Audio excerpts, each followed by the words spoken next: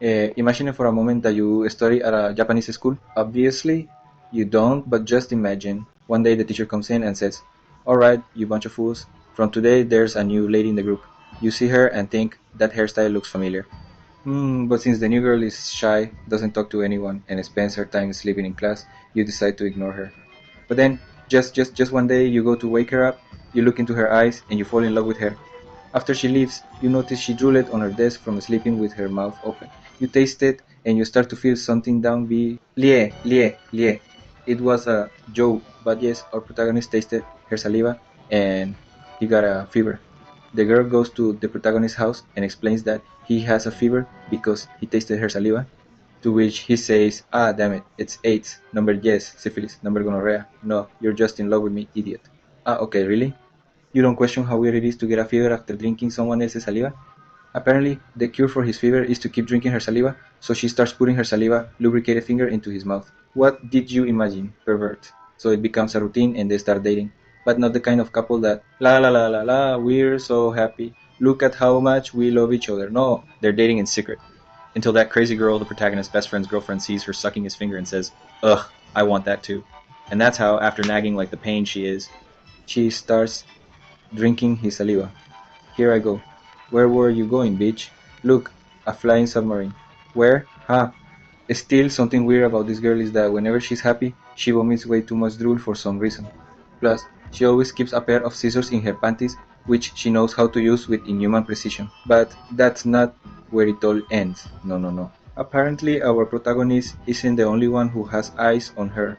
The most popular guy, the one every girl wants, and the top athlete also confesses to her. But she rejects him after realizing he had no reaction when she made him taste her saliva while not even wearing panties, whereas our protagonist almost bled out with 20 liters of nosebleed. Things keep making less and less sense. Another strange thing about her saliva, it can make the other person feel emotion, sadness, excitement, even physical pain.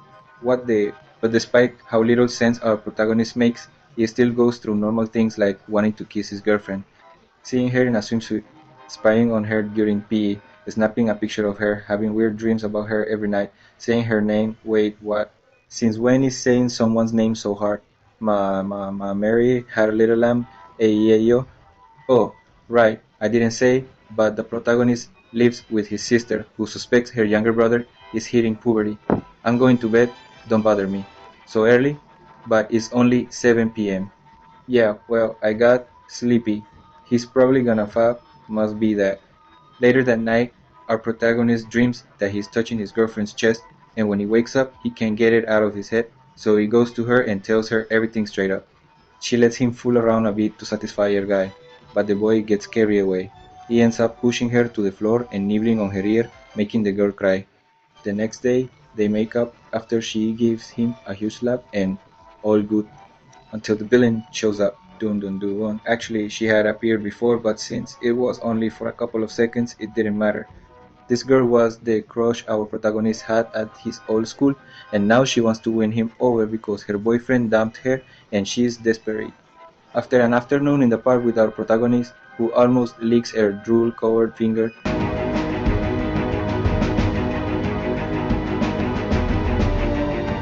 definitely the most intense scene in the whole anime. This chick comes up with an entire plan to break up our lovely couple of lovers. So she tells the protagonist's girlfriend that her boyfriend will be at a school festival, while she asks him to go with her to prove to her ex that she's over him. And when the three of them are there, with Urabe spying from afar, she makes him taste her saliva. Oh, I didn't mention it, but her name is Urabe and the protagonist's name is Tsubaki. After Tsubaki tastes her saliva, he gets a nosebleed because his girlfriend was naked under the costume. So the other crazy girl also strips down for some reason, but then Tsubaki's blindfold falls off and he sees both of them naked, and it all ends with him getting knocked out by a slap from each one.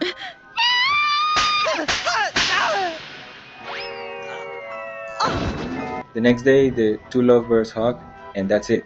Did I really wait 12 episodes for the damn kiss that never happened? Well, in conclusion, don't do drugs, and especially not with someone else's saliva. You never know what kind of germs it might carry.